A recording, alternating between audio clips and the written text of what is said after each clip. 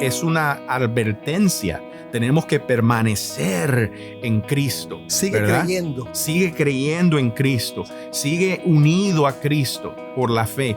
Pero en realidad, si yo estoy unido a Cristo, si Dios me ha unido a Cristo, yo no puedo ser separado de Cristo.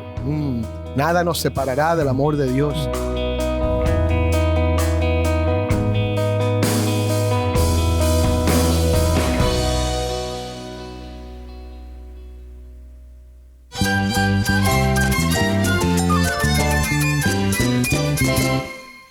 Cristo es todo para mí. Mi Salvador, mi amigo, mi guía. Cristo es mi verdad. Es nuestra guía, nuestro faro. Cristo es el Señor y Salvador. Nuestro protector, nuestro amparo, nuestra fortaleza. Es Jesús, el único que te lleva a Dios, el único camino, la verdad y la vida. No hay más ningún camino, es Jesús.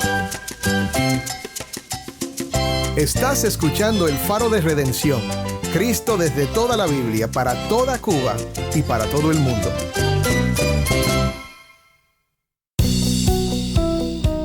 Hola, soy el pastor Dani Rojas y esto es El Faro de Redención. Cristo desde toda la Biblia, para toda Cuba y para todo el mundo.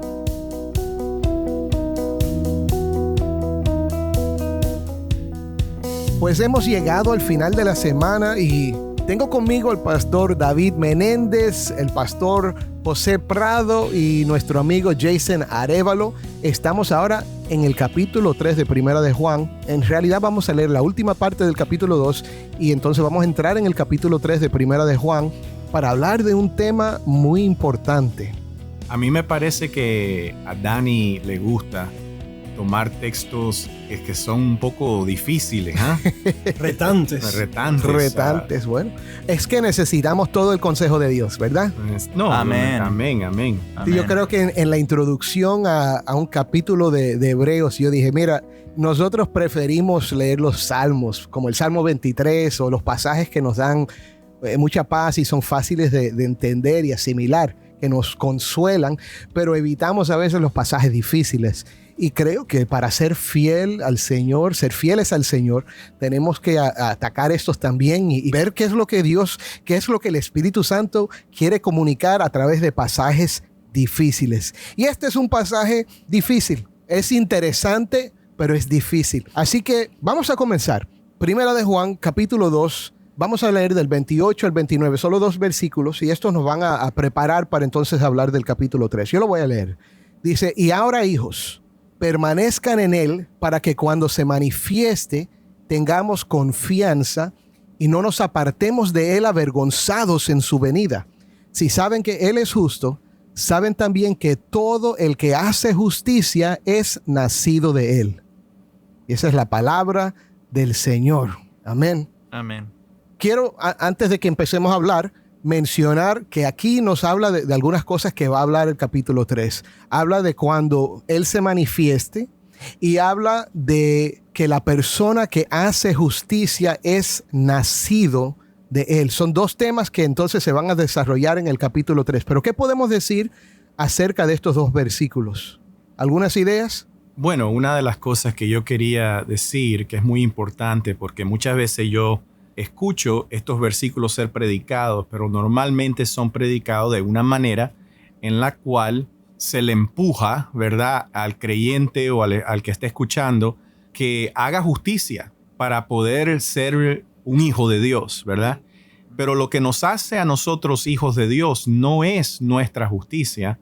Lo que nos hace a nosotros hijos de Dios no es nuestro desempeño, nuestra obediencia.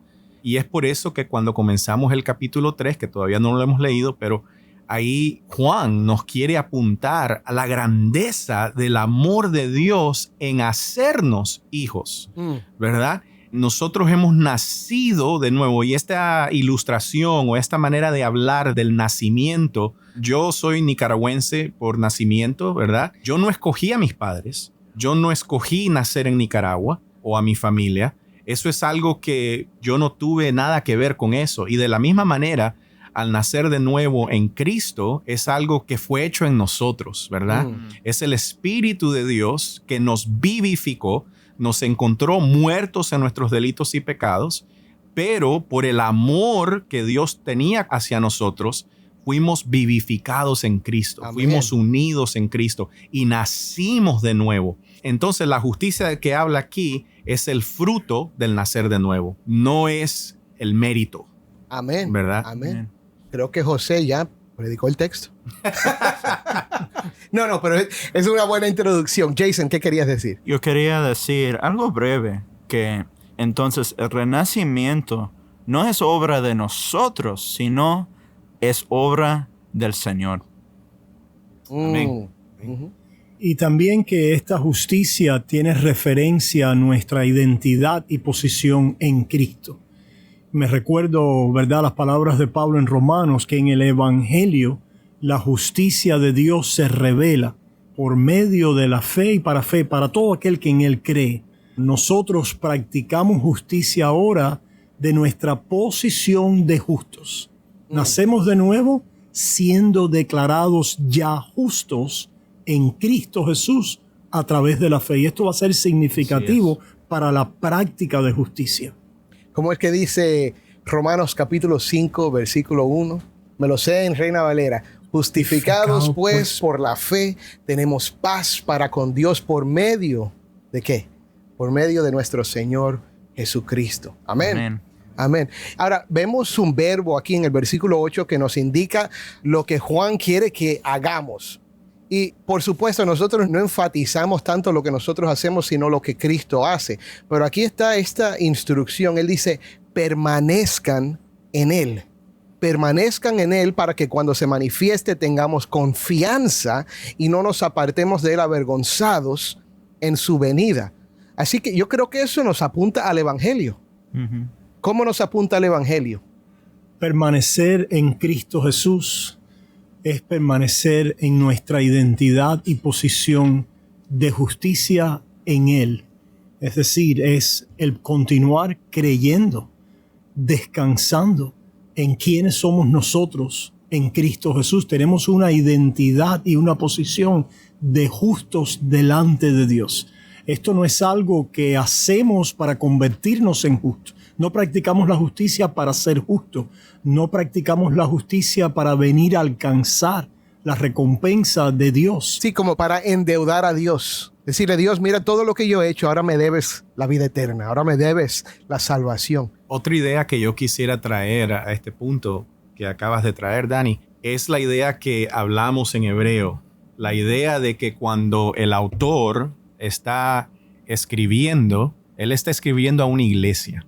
Y en la iglesia está la iglesia visible y la iglesia invisible. Me gusta ese tema. Me encanta, porque es que en verdad Juan dice permanezquemos. Él está hablando a toda la iglesia, pero él también sabe, porque este es el mismo Juan que escribió en su evangelio las palabras de Cristo, que dijo que todo aquel que el Padre le da al Hijo no se perderá, que el Hijo lo sostenerá, ¿verdad? Sí, no serán arrebatados de su mano. Exactamente. No hay manera en la cual nosotros, si somos de Él, si estamos unidos a Cristo, no hay separación.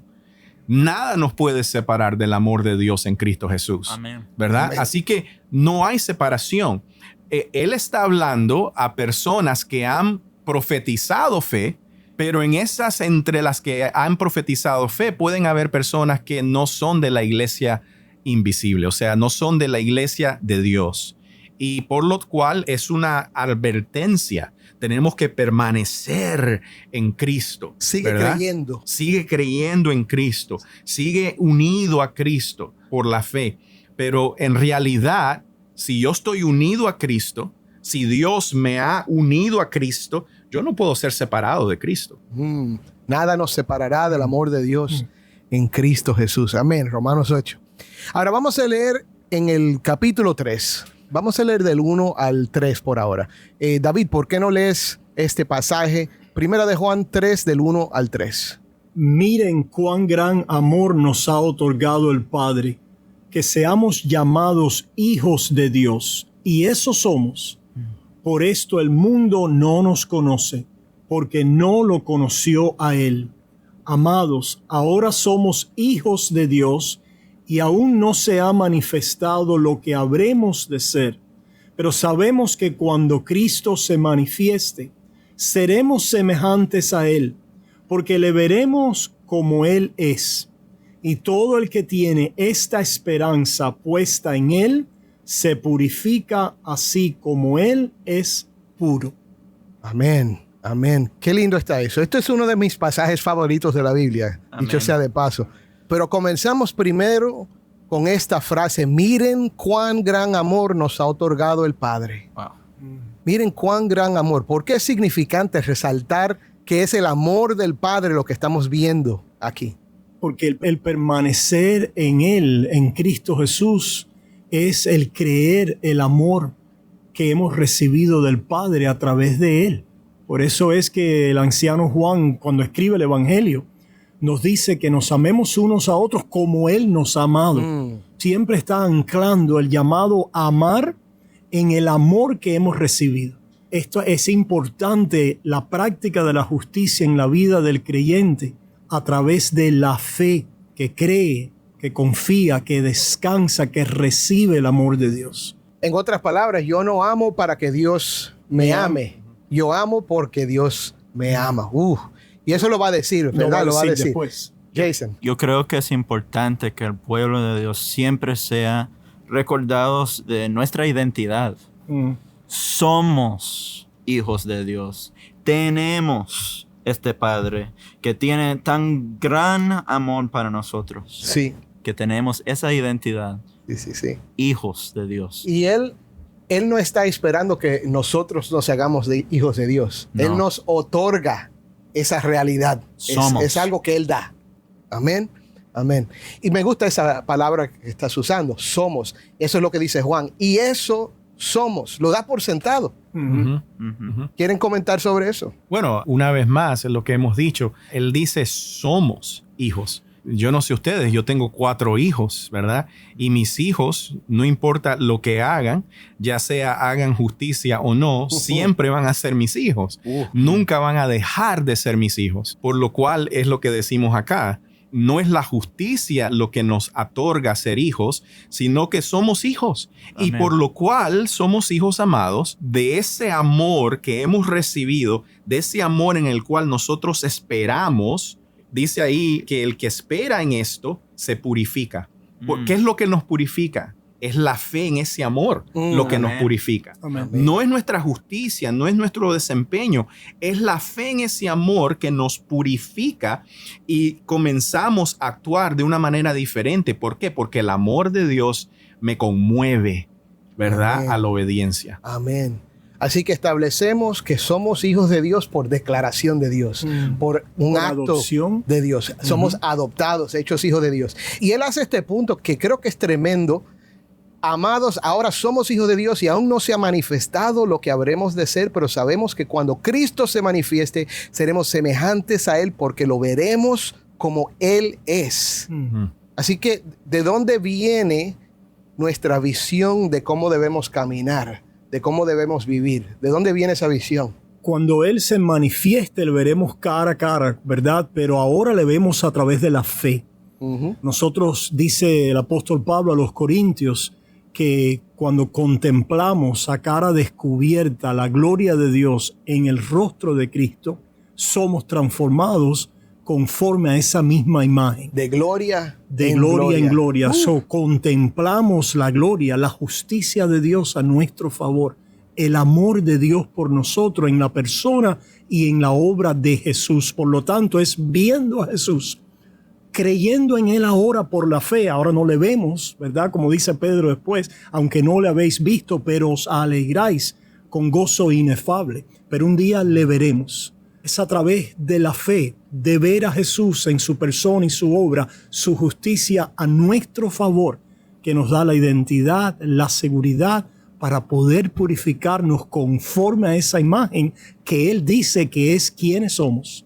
Amén, amén. Y algo tremendo que, bueno, lo mencionamos en nuestra conversación antes de empezar a grabar, es esto, que ahora podemos saber que Dios nos ama como Él ama a su Hijo. Y qué cosa más tremenda, ¿verdad? Tremendo. Y eso es lo que Juan está diciendo cuando él dice, fíjense qué gran amor Dios ha tenido con ustedes, ¿verdad? Con nosotros.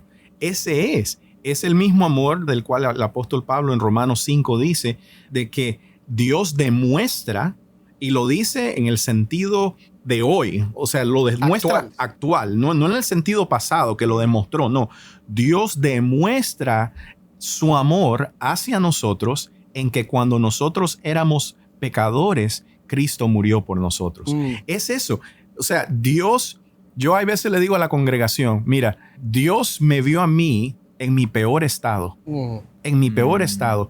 Yo era como el cachorro que tú vas a la tienda a comprar cachorros, ¿verdad? Perritos, ¿verdad? Bueno, aquí en los Estados Unidos la gente va a la tienda, ¿verdad? A comprar perro. Y ves el perro más feo. El perro sarnoso, el perro con pulgas, ¿verdad? El perro que está seco, que está por morirse, el perro tuerto, el perro más feo, ¿verdad? Y escoges a ese perro. Eso es lo que Dios hizo. Dios me vio a mí en mi peor estado, mas sin embargo me amó. Y por eso es que el mundo no nos conoce. Porque el mundo no escoge al perro muerto. Escoge al mejor, al de raza, al bonito, al elegante. Sí. Pero Dios nos escogió y nos dio vida aún estando muertos en nuestros delitos y pecados. Ahora, esto ya lo comentamos, pero mencionamos lo que dice el versículo 3, que todo el que tiene esta esperanza puesta en él se purifica, así como él es puro. Pero entonces entra en esta conversación donde dice que todo el que practica el pecado, practica también la infracción de la ley. En la Reina Valera dice, practica la iniquidad. Y dice, pues, el pecado es iniquidad, es infracción de la ley. Y entonces dice, ustedes saben que Cristo se manifestó a fin de quitar los pecados y en él no hay pecado. Todo el que permanece en él no peca. Todo el que peca ni lo ha visto ni lo ha conocido. Vamos a hablar de eso, porque esto asusta a la gente a veces cuando leemos pasajes como estos, porque miramos en nuestras vidas, vemos la realidad de la vida en este cuerpo que tenemos y nos asustamos porque decimos, espera un momento, yo creo que aunque yo creo en Cristo, yo también practico el pecado y esto parece incompatible con la fe cristiana. Hablemos de esto. Sí, si nosotros hablamos de la práctica del pecado en términos de alguna frecuencia, ¿verdad? De alguna regularidad de pecado, etcétera, que usualmente así es como se interpreta, ¿no? Hábitos pecaminosos, que pecamos, patrones en nuestra vida, y cuando lo vemos así, ciertamente tenemos que temblar, porque vemos patrones, vemos hábitos pecaminosos en nuestra vida. Eso es lo que está diciendo Juan con respecto a la práctica del pecado. Yo no creo que eso es lo que está diciendo Juan. Yo tampoco. Yo tampoco. Porque entonces se estuviera contradiciendo. Porque él dice, ¿verdad? En el capítulo 1, cuando él comienza la carta, él nos dice en el versículo 8, dice, si afirmamos que no tenemos pecado, nos engañamos a nosotros mismos y no tenemos la verdad. Quiere decir, si él nos está diciendo ahora en el capítulo 3 que los hijos de Dios no pecan, y lo que quiere decir es que nosotros no tenemos patrones de pecado, que nosotros no actuamos pecaminosamente constantemente, entonces se estuviera contradiciendo o estuviera haciendo lo mismo que nos acaba de decir en el capítulo 1, versículo 8, que no deberíamos de hacer. Entonces no puede ser lo mismo. Entonces, ¿qué es?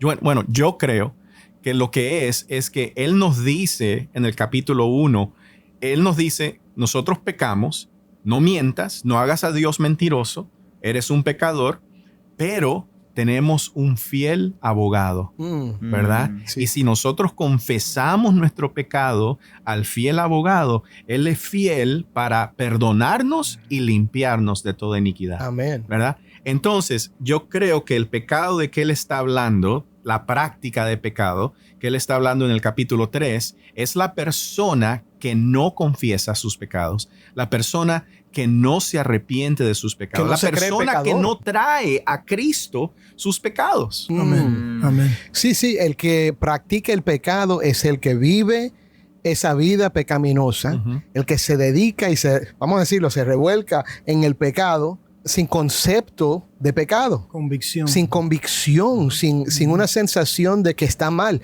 A mí me gusta decirle a la gente, mira, yo sé que estás luchando con el pecado. Eso no quiere decir que estás muerto, al contrario, eso es una señal de vida.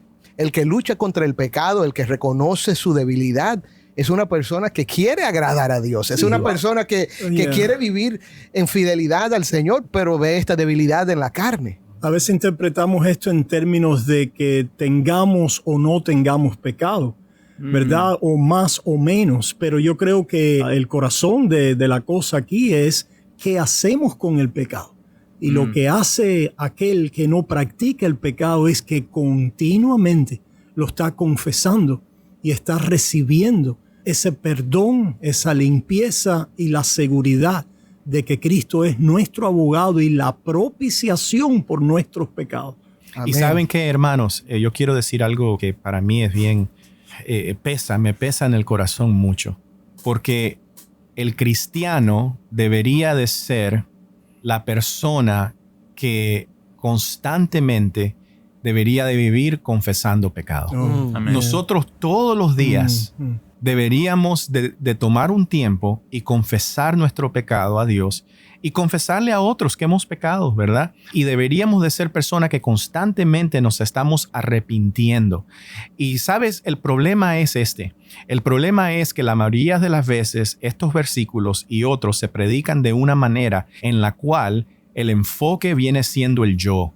Y cuando el enfoque es el yo no quiero confesar pecado. Pero si el enfoque es Cristo, mis hermanos, nosotros vamos a ser personas que constantemente vamos a confesar pecado. Y aun cuando no lo vemos y otros nos muestran nuestros pecados, vamos a tener la humildad de querer verlo. Y la humildad de decir, bueno, Señor, muéstramelo. En vez de siempre tapar y defender y de callar el pecado. Ahora, tenemos que adelantar ahora bien rápido porque se nos está acabando el tiempo, pero creo que podemos cubrir el resto de este pasaje sin leerlo. Hasta el final, hasta el versículo 12, él sigue con este tema y el contraste está entre practicar el pecado y practicar la justicia. Y lo que nos indica es que el que practica la justicia es de Dios, el que no practica la justicia, el que practica el pecado, no es de Dios. Y termina diciendo, no como Caín, que era del maligno y mató a su hermano. ¿Y por qué causa lo mató? Porque sus obras eran malas y las de su hermano justas. Yo creo que es importante resaltar esto ahora. ¿De qué nos está hablando aquí el apóstol Juan? Las obras de Abel eran justas porque él ofreció un sacrificio de sangre. En otras palabras, él obró en su oficio sacerdotal, acercándose a Dios a través de la promesa de sangre del mediador. Amén. Y ahí comienza todo, ahí comienza la práctica de nuestra justicia, que le ofrecemos a Dios sacrificios de alabanza por medio de Jesucristo. Caín odió eso, odió que él quería ofrecerle a Dios sus propias obras, sus propios sacrificios y lo mejor de él, y odió a aquel que era el justo porque había por la fe sido declarado justo y ahora ofrecía sinceramente y verdaderamente un sacrificio de alabanza, de agradecimiento por aquella obra prometida que Dios iba a hacer a su favor. Añadiendo a lo que acaba de decir David, ¿verdad? El sacrificio de sangre que ofrece Abel es un sacrificio, mis hermanos, que siempre nos recuerda que nosotros somos pecadores. Y esa es la cosa, que nosotros no queremos admitir eso. Por eso comienza Juan su carta de esa manera, porque no queremos admitir que somos pecadores. Caín no quería admitir que era pecador y él le trajo al Señor su justicia propia. Su justicia propia. Y fue rechazado. ¿Ves? Y eso fue lo que lo llevó a asesinar. Caín no es el único asesino que vemos en el pueblo de Dios. David es un asesino, mas sin embargo David fue justificado. Yo creo que por esta razón hay que apuntar a otro énfasis que hay de mostrar lo que solo Cristo pudo hacer. ¿Yo puedo quitar mis pecados? ¿Puedo perdonar mis pecados? No, dice en versículo 5, ustedes saben que Cristo se manifestó a fin de quitar los pecados. Entonces, ¿quién pudo quitarlo? Cristo. ¿Y quién puede destruir las obras del diablo? El versículo 8 dice que el Hijo de Dios se manifestó con este propósito, para destruir las obras del diablo. Entonces, ¿quién lo puede hacer? ¿Yo? No. Cristo. Entonces, en resumen, porque ya se nos acabó el tiempo. Sí. En resumen, nosotros permanecemos en Cristo por la fe. Amén. No practicamos el pecado en el sentido de que nos arrepentimos y cuando reconocemos maldad en nosotros vamos al abogado, vamos al que nos puede perdonar. ¿Y cómo practicamos la justicia? Creyendo en el Hijo de Dios, creyendo que Cristo vino y murió por nosotros, y entonces Lo cual en verdad produce, lo vamos a ver también, Sí. el fruto de una vida de amor, un Amén. comienzo de una obediencia evangélica nueva, ¿verdad? En amor. amén, Amén, David. amén. Pues hermanos, gracias por esta conversación. Creo que tocamos todo lo que pudimos tocar en 20 minutos. Gracias por estar conmigo. Nos vamos a ver otra vez con ellos la semana que viene, el viernes. Les invito a que sigan escuchando esta serie acerca de Primera de Juan. Vamos a terminar con una oración. José. Sí. Señor, te damos gracias, Padre, por el amor que tú has derramado en nosotros. Te damos gracias, Señor, de que aun cuando nosotros éramos rebeldes, aun cuando nosotros éramos tus enemigos, tú nos llamaste a ser tus hijos a través de Cristo. Señor, te pedimos que nos des el conocimiento, nos des las fuerzas y la humildad de poder rechazar el pecado en nuestros corazones y poder aplicar la justicia perfecta de tu Hijo amado Jesús. Te lo pedimos en el nombre de Jesús. Amén. Amén.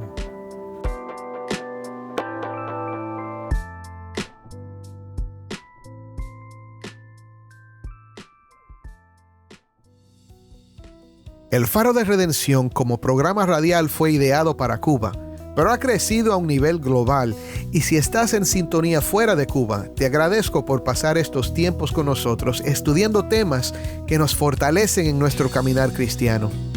¿Tienes una historia que contarnos sobre cómo el Faro de Redención está impactando tu vida? Mándanos un correo electrónico a ministerio@elfaroderedencion.org. De nuevo, ministerio@elfaroderedencion.org. Y no olvides que también nos puedes seguir en las redes sociales, en Facebook, Instagram y Twitter. Solo busca El Faro de Redención. Allí encontrarás más contenido durante la semana para animarte en tu fe y para mantenerte informado sobre el ministerio del Faro. Y si estás en sintonía fuera de Cuba, te animo a que ores para unirte con nosotros en nuestra misión de hacer resplandecer la luz de Cristo en Cuba y de compartir la voz del pueblo de Dios en esta hermosa isla con oyentes en todo el mundo. Para hacer tu donativo a este ministerio apoyado por personas como tú que aman a Cuba y aman a Cristo, visita nuestra página web elfaroderedencion.org/donar. elfaroderedencion.org/donar. El Faro de Redención es ministerio de Haven Ministries. Nuestro productor ejecutivo es Moisés Luna. Desde Cuba, nuestra productora de contenido cubano es Jennifer Ledford. A cargo de nuestras redes sociales, Mariana Warren. Soy el pastor Dani Rojas y esto ha sido el Faro de Redención. Te invito a que me acompañes la próxima semana.